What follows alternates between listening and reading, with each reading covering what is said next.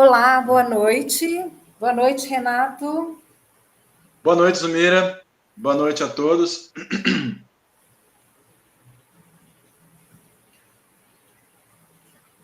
Boa noite a todos, pessoal. Nós estamos aqui, eu, Zulmira Furbino, sou jornalista responsável pela comunicação da AMAME, e o Renato, que é neurocientista, professor do Departamento de Ciências Fisiológicas da Universidade de Brasília e coautor do livro Maconha, Cérebro e Saúde. Quer falar alguma coisa, Renato, para começar? Para fazer uma introdução?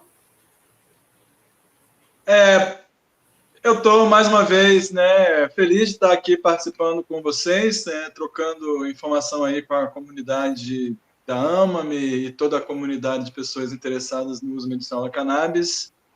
E, enfim, parabenizar sempre vocês por essas iniciativas. Beleza. Renato, eu tenho assim uma visão de que falar sobre a medicina endocannabinoide e falar sobre a maconha medicinal é um mundo assim muito vasto, né? É um assunto muito vasto. E quando eu descobri a maconha medicinal, foi através do Leandro, eu fui fazer uma matéria na casa dele, na época em que o pessoal estava tentando importar o canabidiol e não conseguia para as crianças, né? E o Leandro me contou uma história sobre o sistema endocannabinoide que me impressionou muito. Ele falou assim, ele me explicou sobre a receptividade entre o sistema endocannabinoide do corpo humano e a cannabis, né? E ele me deu um exemplo na época. Tomara que eu não esteja errada com esse exemplo. Ele me falou assim, que é como... Ele me deu um exemplo de como que funciona. Por exemplo, um acidente de carro onde a pessoa machuca muito, os socorristas vão lá e a pessoa está falando o que aconteceu e tal. Então, assim, é como se o sistema endocannabinoide entrasse em campo para decidir a partida. É mais ou menos isso? É mais ou menos assim que funciona o sistema endocannabinoide? Não colocaria dessa forma exatamente, não. Como é que você colocaria assim para a pessoa que é mais leiga e que está querendo entender como é que a cannabis dialoga com o sistema endocannabinoide do corpo humano? Bom, eu acho que o primeiro tem que definir o que é o sistema endocannabinoide, né? Sim. O sistema endocannabinoide,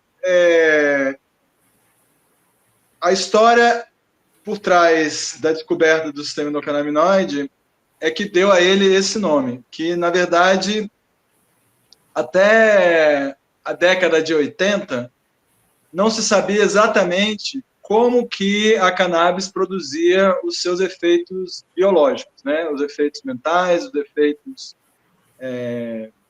que as pessoas procuravam para se sentir bem, medicinalmente, ritualisticamente, etc.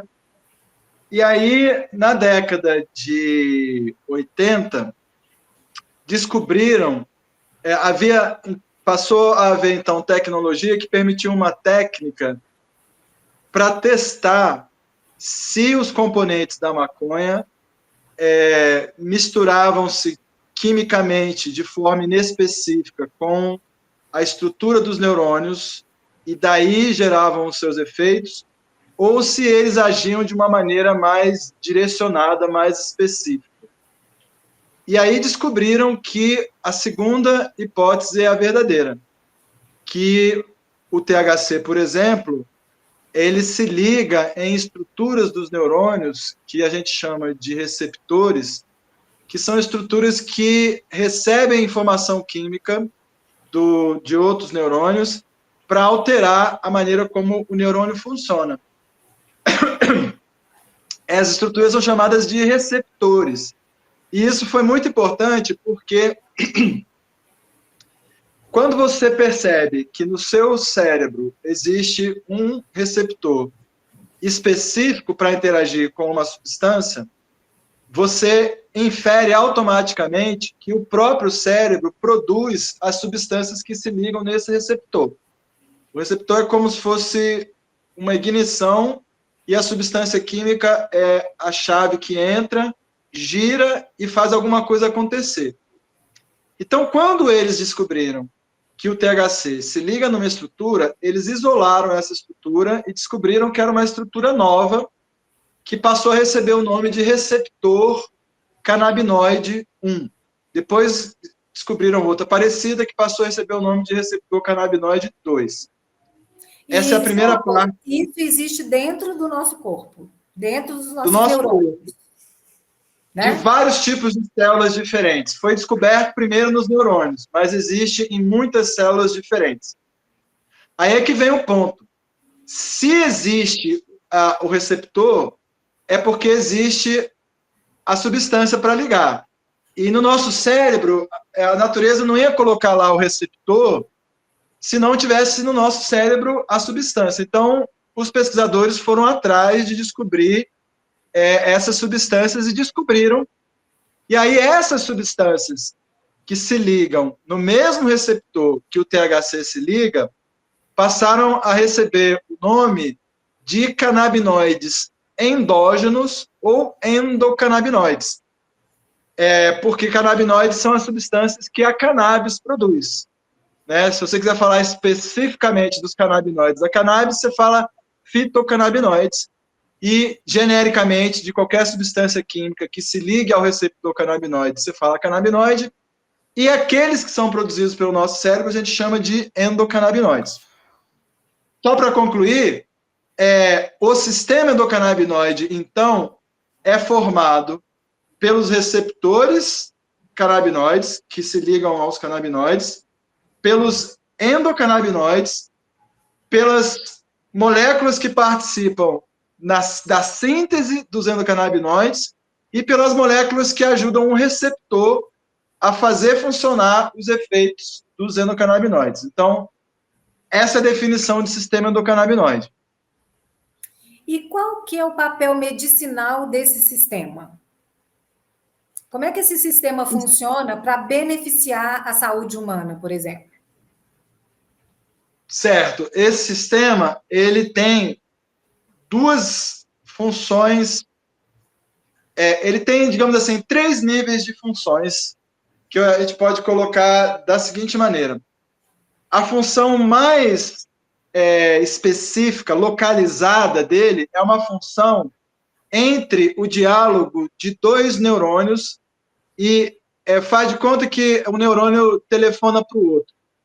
E aí o outro atende e o neurônio que telefonou fica dando a mensagem e o que atendeu, para que o que ligou entenda que a mensagem passou, ele manda de volta, na forma de endocannabinoide, o recado dizendo, olha, eu já ouvi o que você me falou.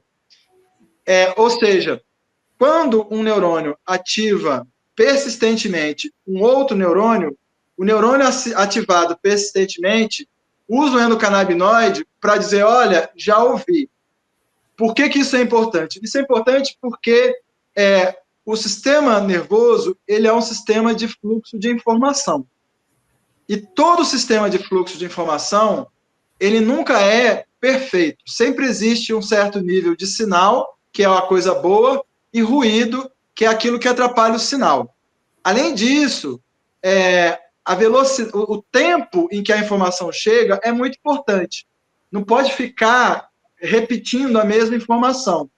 Senão, por exemplo, eu olharia para uma imagem e depois olharia para outra imagem e a primeira imagem ficaria misturando com a segunda imagem.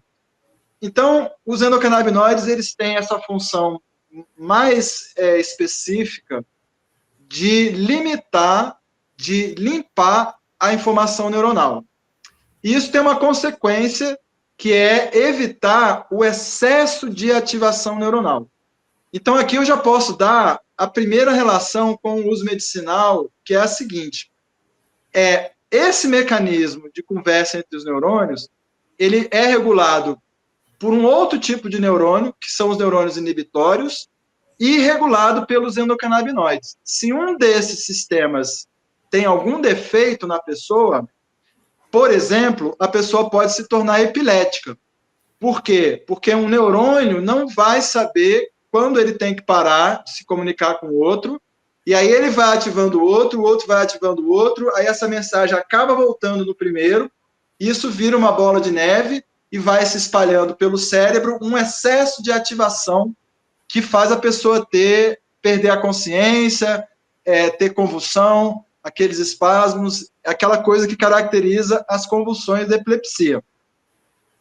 Uma outra coisa que está relacionada é que vários sintomas do autismo também podem ser explicados por algum nível de excesso de ativação neuronal.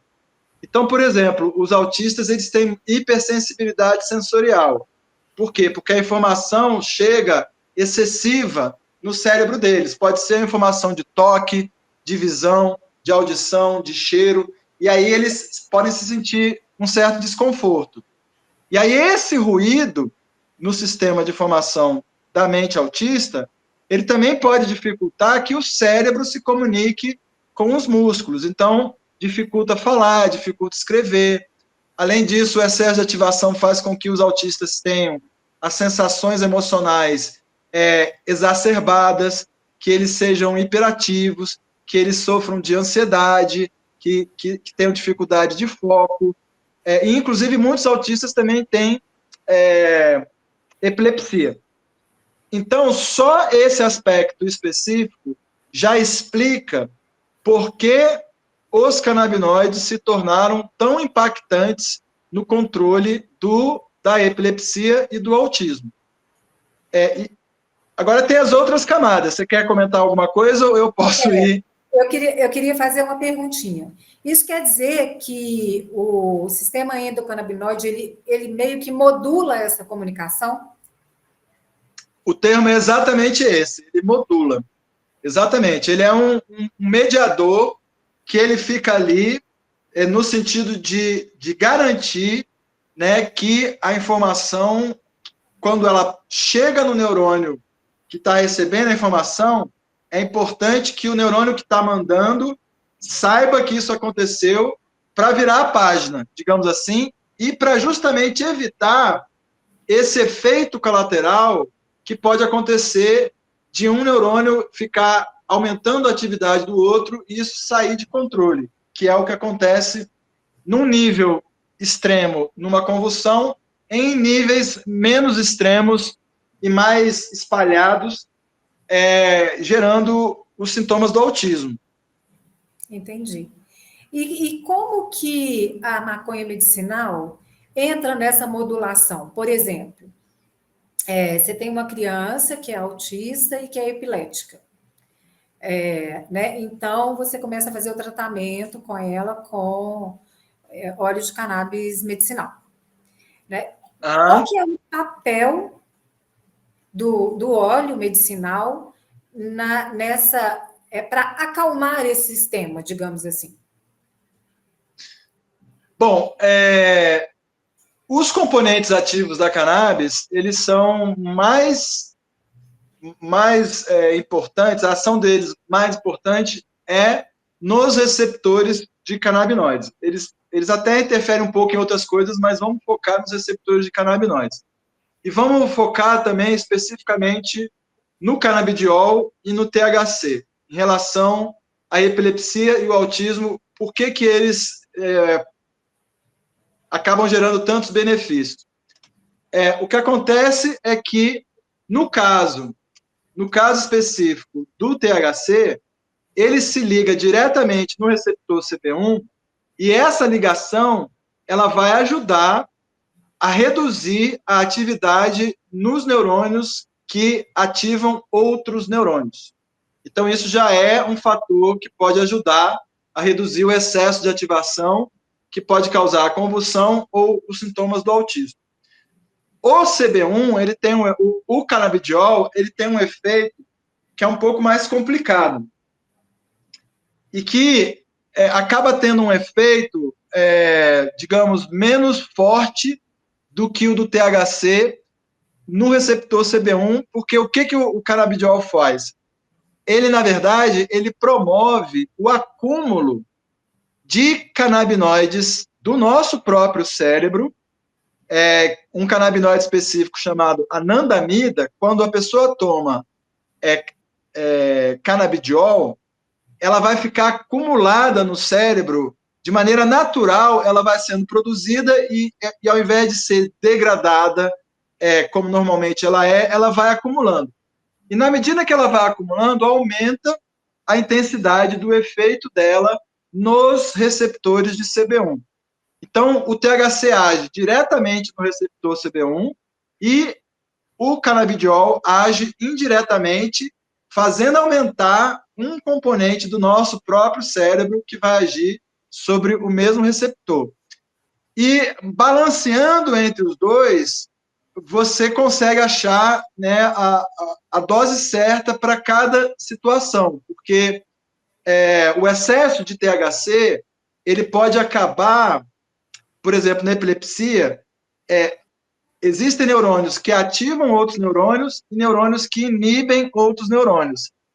O excesso de THC, ou dependendo da característica específica da epilepsia, em alguns casos o THC vai ajudar sempre, mas em outros casos pode ser que ele acabe inibindo também neurônios inibitórios, e quando você inibe um neurônio inibitório, você pode soltar, é como se você estivesse tirando o pé do freio.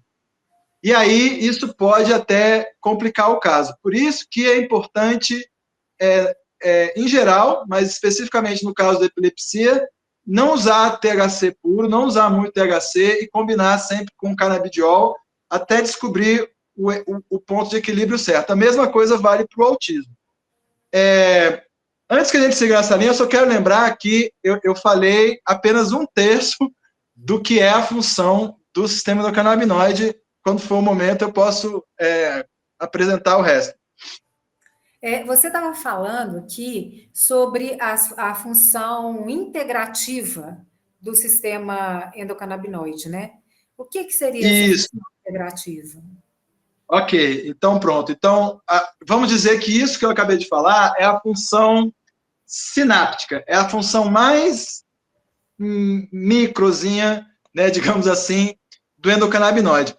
Agora, além de atuar de uma maneira geral, no sentido de melhorar a qualidade da informação e evitar o excesso de ativação, ocorre que os receptores canabinoides, eles estão especificamente localizados em circuitos do nosso cérebro que estão envolvidos em várias funções diferentes relacionadas à busca do bem-estar, relacionadas a tirar vantagem de situações que são favoráveis do ponto de vista de qualquer aspecto biológico, do ponto de vista de você estar bem alimentado, estar saudável, de encontrar pessoas que te deixam felizes. Então, o sistema endocannabinoide, ele funciona num conjunto de circuitos que nos permite tirar vantagem e buscar situações que são boas para a nossa saúde interna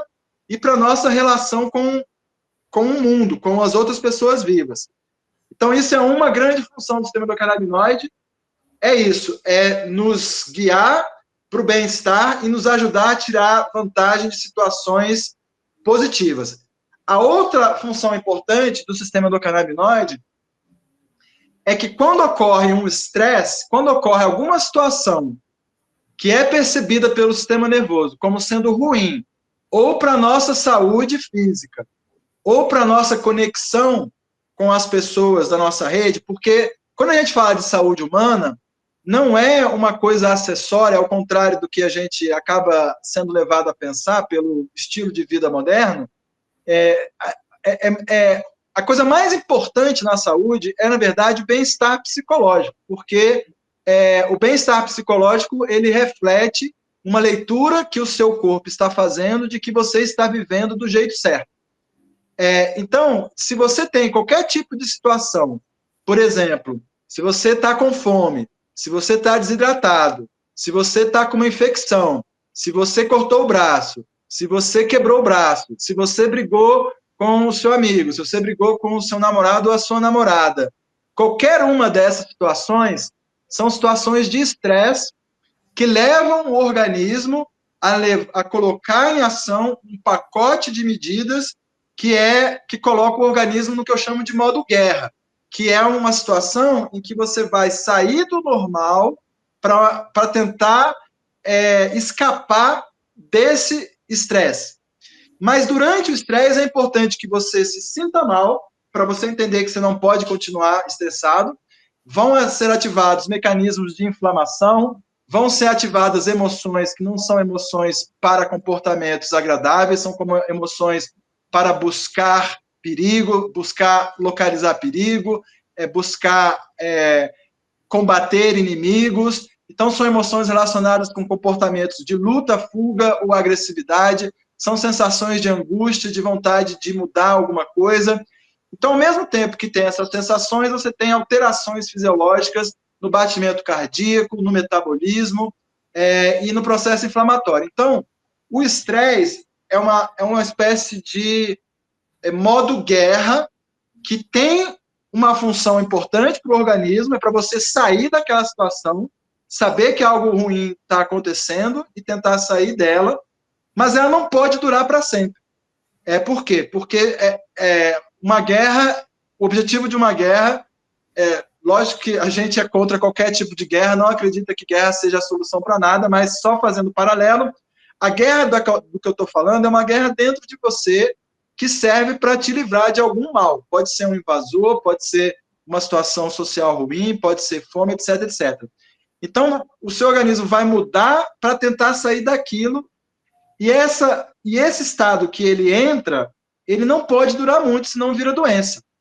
Então, se a pessoa não consegue sair do estresse, essas alterações que o corpo faz, ao invés de serem adaptativas, vão piorando a vida da pessoa. É como se você fosse de um país que foi invadido, você entra em guerra e não consegue se livrar do invasor, você vai continuar destruindo o seu próprio país nessa guerra. Aí é que entra os endocannabinoides. Eles fazem parte de um conjunto de mecanismos que, quando o corpo entende que a fonte do estresse foi embora, os endocannabinoides vão desligar tudo que tem a ver com a guerra para trazer você de volta à normalidade, para fazer você sentir o alívio, para fazer você buscar apoio social de seus colegas, para fazer você acumular energia, então aumenta o apetite, você vai ter o seu processo inflamatório vai ser inibido para a inflamação ser resolvida e não virar uma doença crônica, o excesso de batimento cardíaco, de pressão sanguínea vai ser diminuído para você não ter hipertensão, processos cognitivos vão ser alterados para você aprender com a experiência e tentar não passar de novo por esse estresse, criar memórias que vão evitar você passar por esse estresse, você vai ter também alterações que vão fazer você acumular um pouco de energia, então você vai sentir mais fome que o normal, vai engordar um pouquinho depois do estresse, e no final das contas você vai voltar a se sentir bem e vai ficar 100%. Então, basicamente, os endocannabinoides servem, de uma maneira geral, para isso, do ponto de vista integrativo, para conduzir você para tudo que é bom para a sua saúde física e social, para fazer você tirar o máximo de vantagem dessas situações, para ajudar você a entender o que é bom e buscar o que é bom na sua vida. E quando uma coisa ruim acontece, é o sistema endocannabinoide que te ajuda a sair dela. Aí eu só queria completar dizendo o seguinte: quando a pessoa não consegue sair do estresse, vamos dizer que é um relacionamento tóxico, é um emprego horrível de exploração, é uma situação política desesperadora, a pessoa não consegue sair do estresse, o que acontece? Ela vai perdendo a capacidade de produzir os endocannabinoides e voltar à normalidade, e aí ela vai estacionar nesse estado, e aí o que vai acontecer? Ela vai ficar com inflamação crônica, ela vai ter problemas metabólicos, vai ter problemas circulatórios e vai entrar numa espiral emocional que ruma à depressão e pode levar, inclusive, à ideação suicida. Então, a depressão está relacionada com uma queda crônica, anormal, de endocannabinoides no nosso corpo. E tudo que você faz, que te faz se sentir feliz, reflete um aumento dos endocannabinoides no seu corpo. E o que vem primeiro? É a ação dos endocannabinoides para te socorrer, digamos assim, ou é uma decisão da pessoa de, poxa, não, eu tenho que jogar para cima, eu preciso de melhorar? O que vem primeiro, o ovo ou a galinha? Bom, as emoções, elas estão intrinsecamente conectadas com processos fisiológicos. De fato, parte das emoções são uma forma que o seu cérebro interpreta processos fisiológicos e as próprias sensações viscerais também têm conotações positivas ou negativas. Então, qualquer tipo de sofrimento subjetivo, ou qualquer tipo de dor, ou qualquer tipo de mal-estar, como é o nojo, o enjoo, o mal-estar da febre, dores no corpo, né, qualquer tipo de dor física, ela conta para você que alguma coisa não está bem com você, e aí você vai fazer algo. No dia a dia, não precisa ser algo radicalmente ruim para haver essa conexão com as emoções, as sensações e a busca por sair de uma situação ruim e ficar bem. O exemplo é a fome. Todo dia a gente come, né? Por que a gente come? A gente come porque o nosso organismo percebe que tem menos nutrientes no nosso corpo do que a gente precisa para garantir que tudo vai estar funcionando hoje e nos próximos dias. Então, quando a glicose do sangue cai muito, aumenta um hormônio chamado cortisol, que ajuda a gente a pegar o que está reservado de energia no nosso corpo e usar até que a gente resolva o problema da fome, e o mesmo cortisol nos dá vontade de comer. O meu trabalho de doutorado descobriu que a função integrativa dos endocannabinoides vem justamente do fato dela ser regulada por hormônios muito importantes, inclusive o cortisol. Nós descobrimos que o cortisol causa o aumento de endocannabinoides no cérebro. Então, toda vez que você sente fome, é porque o seu cortisol aumentou, e quando ele aumenta, ele vai para o cérebro e faz aumentar endocannabinoides no seu cérebro, e faz primeiro você começar a lembrar das suas experiências que resolveram o mal-estar da fome. Então, tem uma região do cérebro que chama núcleo accumbens, que ela tem a ver com detectar o prazer, sentir o prazer e formar uma memória do que é que te dá prazer. E aí, quando você sente fome, endocannabinoides aumentam nessa região e fazem você desejar comer para resolver o problema da fome. Ao mesmo tempo, os endocannabinoides vão agir fisiologicamente para preparar o seu sistema digestório para receber a comida. E aí, você é levado a comer. Então, o sistema endocannabinoide ajuda a te tirar de uma situação ruim, que é a desnutrição, e buscar uma coisa boa, que é a comida. E quando você come e sente o prazer da comida, vai aumentar mais ainda o nível de endocannabinoide. É por isso que fantasiar com uma torta de chocolate é bom, mas comer ela é melhor ainda. Então, os endocannabinoides, eles participam dos dois processos, te levar até a coisa que você precisa e, quando você encontra a coisa, usufruir ela. Então, esse é um exemplo. Agora, vamos dar outro exemplo. A pessoa está doente, ela está com uma infecção bacteriana. Ela pode aprender várias maneiras de tomar remédio, etc. Mas o importante é que ela vai se sentir mal, e enquanto ela se sentir mal, ela vai ter que ficar parada, e enquanto ela estiver mal e parada, o organismo dela vai funcionar num modo pró-inflamatório, que é um modo simétrico ao modo onde há abundância de endocannabinoides. Então, quando você está doente, os seus endocannabinoides são diminuídos justamente para permitir que você se sinta mal. Porque é importante que você entenda que você não está bem, porque se você não entender que você não está bem, você vai morrer, né? Tipo assim, as pessoas que não sentem dor são pessoas que estão o tempo todo machucadas. Então, existe uma função para isso.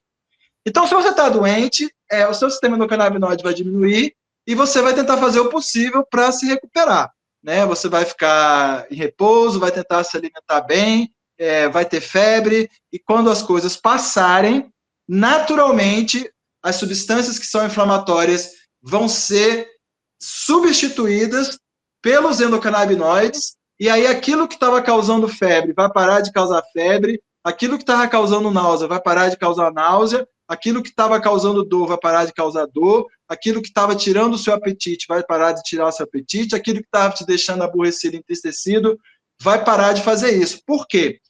Porque quando os endocannabinoides começam a aumentar, eles desligam a fome, desligam a dor, desligam o sofrimento psíquico, o sofrimento físico, desligam a inflamação e fazem você voltar a se sentir bem. Esse é o jogo típico de uma doença.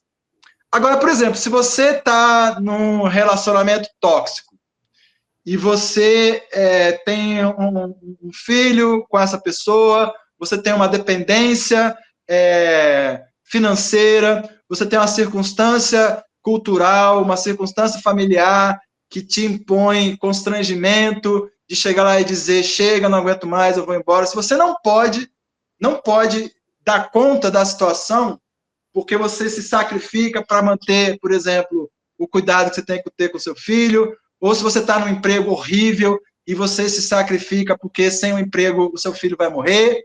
Então, você tem uma situação que empurra as pessoas para o estresse crônico, e no estresse crônico, o que acontece é que você fica numa situação duradoura de falta de endocannabinoide. Então, uma pessoa em estresse crônico, além de sentir o sofrimento psíquico, ela vai ficar com inflamação, vai ter alterações no sistema circulatório, ela vai sentir dores no corpo por causa dessa inflamação. E aí o que acontece? Como ela não ouve os sinais do corpo dela que está dizendo, sai dessa, você está sofrendo, você está com dor física, você está sofrendo psicologicamente, sai dessa, e a pessoa não sai, o corpo meio que, entre aspas, desiste. Na verdade, ele vai perdendo o foco, digamos assim, vai investindo, ele vai entendendo que ele tem que continuar mantendo você numa situação de guerra. E aí a pessoa fica muito tempo sem endocannabinoide e aí ela tem depressão. Então, tem muitas circunstâncias em que o corpo está te dizendo o que você tem que fazer e, se você obedecer, em geral, você vai trocar uma situação de pouco endocannabinoide para muito endocannabinoide. Se você não consegue ouvir o seu corpo, ou você ignora ele por algum outro motivo, você vai impor ao seu corpo uma ausência de endocannabinoide que vai redundar em problemas para a sua saúde. Então, a sua pergunta sobre o que vem primeiro, a minha ação ou o sistema endocannabinoide, ela é complexa porque, para o bem ou para o mal, nós temos muito poder de controle autônomo sobre o que a gente faz, porque a gente tem, né, uma intelectualidade muito forte, a gente dá muita importância a valores culturais, ao que os outros pensam, a gente está inserido num contexto político-econômico que limita as nossas decisões.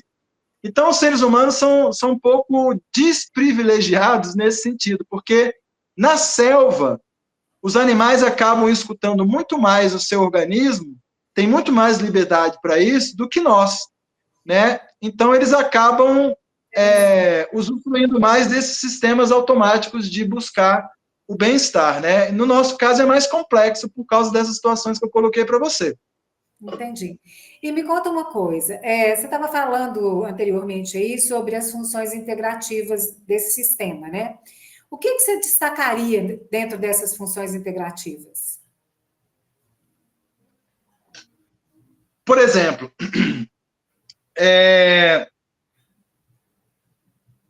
eu vou repetir a questão sobre o apetite como um exemplo para depois falar de outros para ficar claro. Todo dia a gente precisa comer. E todo dia existem momentos em que o nosso corpo percebe que as nossas reservas que vieram da última refeição já estão se esgotando e a gente tem lá uma poupança que o organismo evita usar. Então, para não usar essa poupança, e até porque ela é limitada, existe um conjunto de ações do organismo que envolvem os endocannabinoides para fazer várias coisas.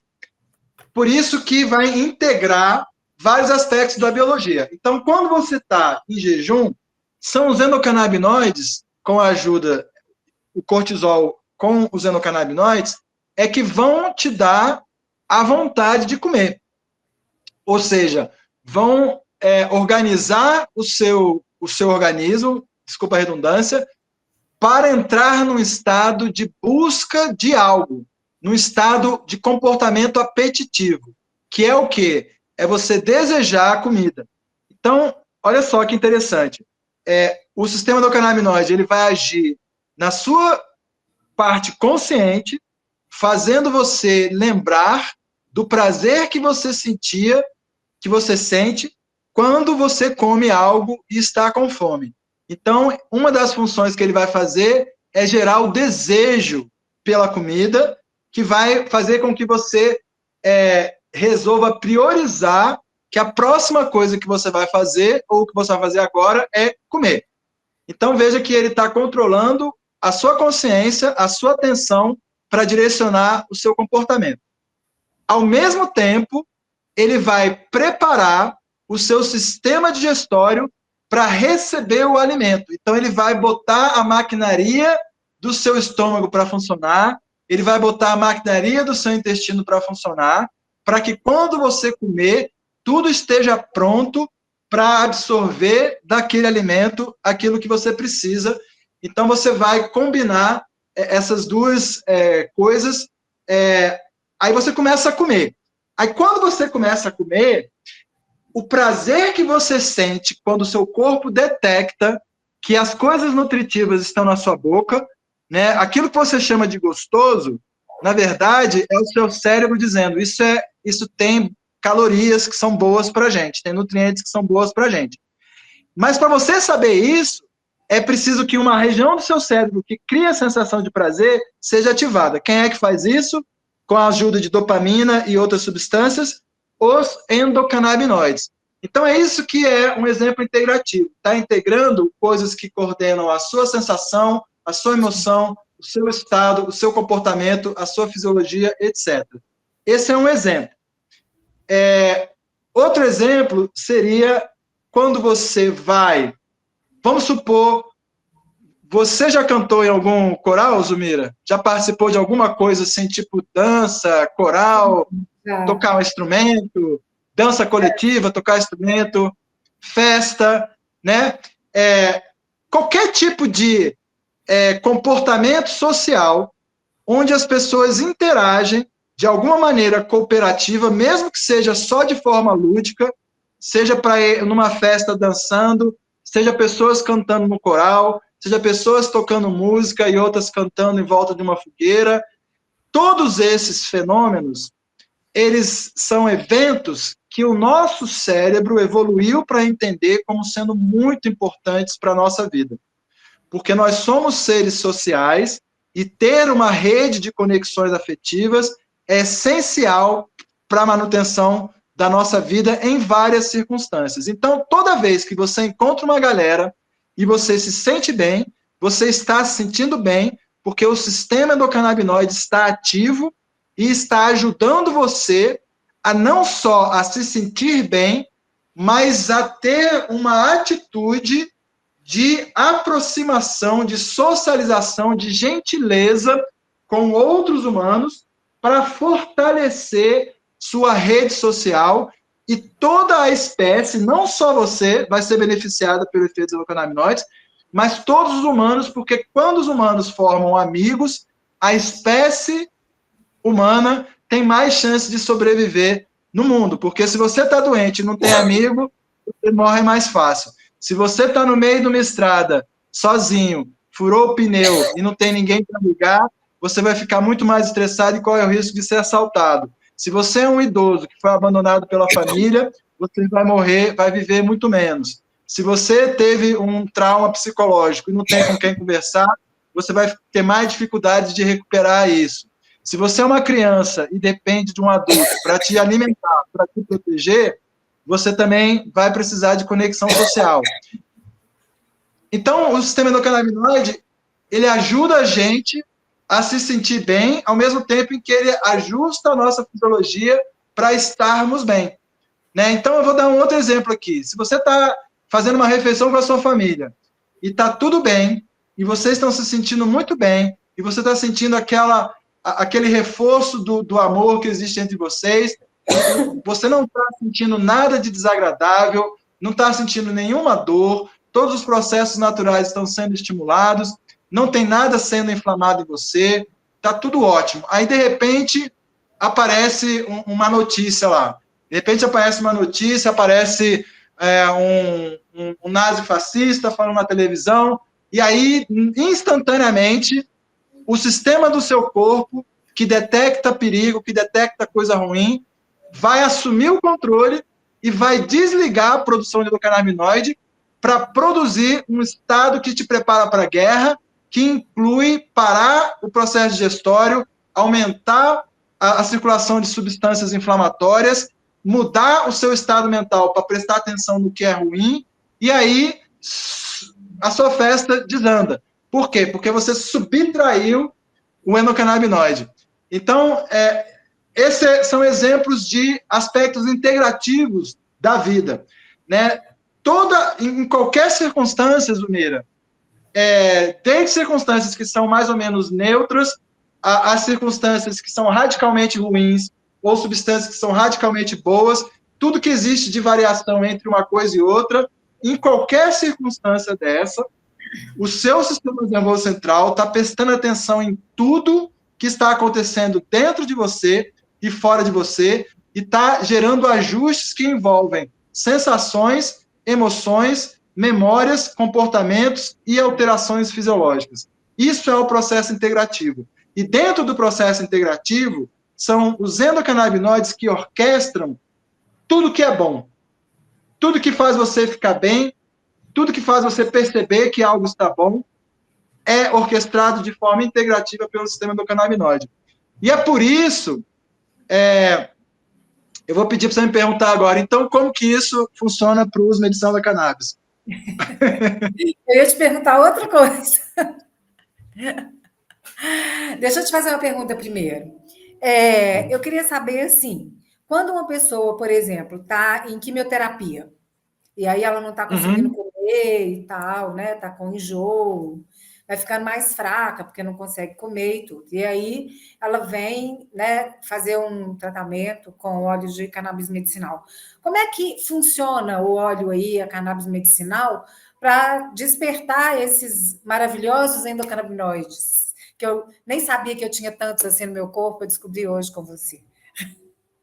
Tem. Se você quiser mais, vá em festa, coma coisas gostosas, faça exercício, dance, cante em coral, toque um instrumento, tudo isso é bom. É o seguinte, então, você realmente acabou indo, né, pegando um exemplo excelente, porque o câncer é uma doença. Uma doença é um estado em que o seu organismo não está funcionando da maneira correta, não está indo para a direção correta e ele não está mais tendo controle. Especificamente no caso do câncer, o organismo perde o controle de algumas células que começam a se multiplicar loucamente e prejudicar o funcionamento do resto do organismo.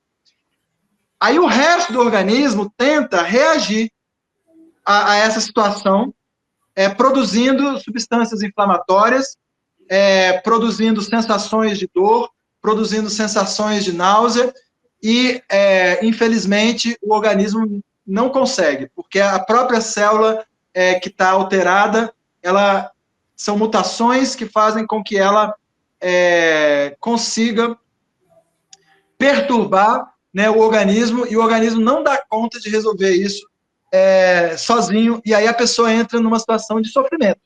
Né? Ela vai ter náusea, ela vai ter dor, ela vai ter problemas metabólicos, dependendo de onde é o câncer, né? Você pode ter problemas neuronais, você pode ter problemas endócrinos, você pode ter problemas sensoriais, metabólicos, etc, etc.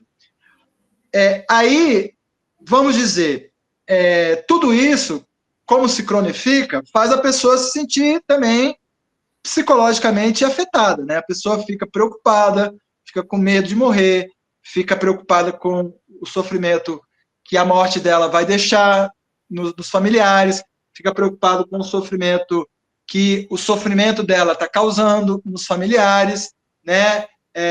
Tem a dor da sensação de poder não estar mais aqui por muito tempo.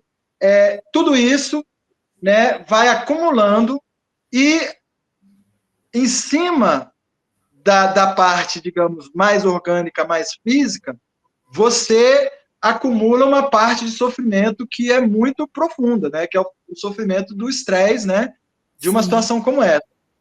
E aí, o que acontece? Nessa situação, o seu corpo não está produzindo endocannabinoides na quantidade normal. Por quê? Porque o seu corpo ele tem que decidir se ele vai para a guerra ou se ele vai ficar na paz. Do ponto de vista evolutivo, a dor é como um Deus severo. Ela está ali para fazer algo que você não está gostando no momento, mas que, em princípio, tem uma função boa.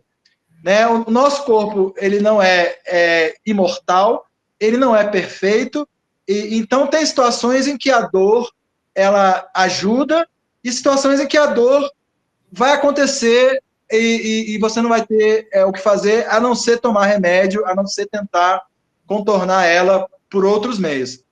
Então, como o seu corpo está em guerra, o seu corpo ele vai tomar a decisão química de usar componentes que ou ele usa para produzir substâncias que vão levar o organismo para o modo guerra, ou ele usa essas substâncias para produzir os endocannabinoides que levam o organismo para o modo paz. Ele não consegue produzir em grande quantidade os dois ao mesmo tempo. Ou seja, a pessoa que está com câncer, ela está com o sistema endocannabinoide dela pouco ativado. E aí, se você dá óleo de cannabis para ela, o que vai acontecer?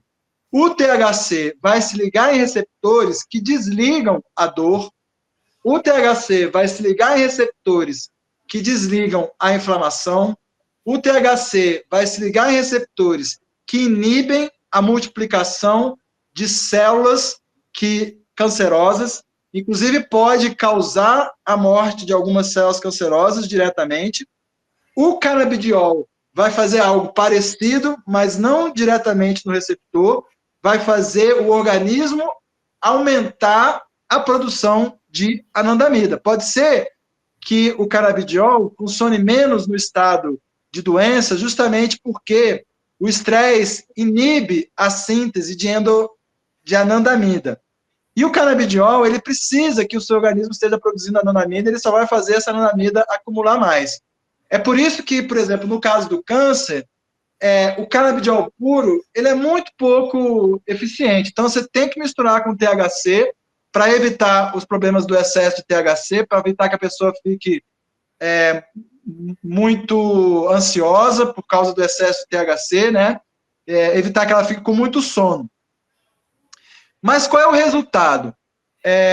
Infelizmente, eu falei aí que esses componentes podem ajudar a reduzir o espalhamento do câncer, isso é verdade. Mas, infelizmente, a gente ainda não conseguiu tirar a vantagem, entender melhor, acoplar melhor o uso dos canabinoides com outros recursos para efetivamente dizer que ele ajuda a acabar com o câncer. Mas, quando você desestressa a pessoa que está em qualquer doença, você automaticamente coloca o organismo dela em condições muito melhores de lidar com a situação e você aumenta as chances dela de superar o câncer com os outros tratamentos, você melhora a qualidade de vida enquanto ela estiver com o câncer, se ela estiver numa situação terminal, você melhora a qualidade de vida dela no fim da vida, E aí, Zumira, é importante dizer que quando eu digo que melhora a qualidade de vida, estou falando muito do aspecto fisiológico, diminui as náuseas, diminui as dores, e do aspecto psíquico. E aí, no aspecto psíquico, a gente inclui o efeito psicoativo do canabidiol e do THC, né? As pessoas falam muito errado que o canabidiol não é psicoativo. Ele é psicoativo, ele é calmante, ele é antipsicótico, certo? E ele é levemente sedativo. E aí você combina isso com os efeitos euforizantes do THC, a pessoa fica no estado bom, legal, feliz, né? No estado de né, um relaxamento, que as pessoas chamam de barato, é uma função medicinal em situações de sofrimento psíquico, como é o caso do câncer.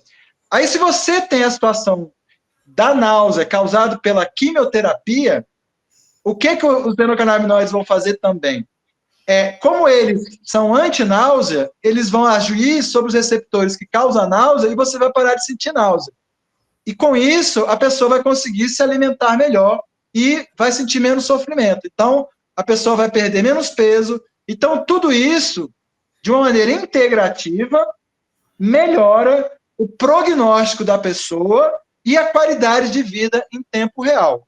Infelizmente, como eu disse, hoje em dia a gente não pode dizer que os canabinoides por si próprios vão curar um câncer. Mas com o tempo, eu acredito que a gente vai descobrir as melhores formas de potencializar esses efeitos que eu falei, combinar eles com outros tratamentos e vai ajudar a gente a vencer mais casos de câncer. Ótimo, Renato. Renato, a gente está quase no finalzinho aqui. Tem uma questão aqui que você deixou para mim, que é qual que é a função do sistema endocannabinoide no controle do apetite e do metabolismo. Eu já falei, né? Quer ver? Eu vou te falar uma coisa interessante. Foi descoberto que o apetite que você sente quando você está em jejum, ele existe por causa de endocannabinoides que aumentam no seu cérebro.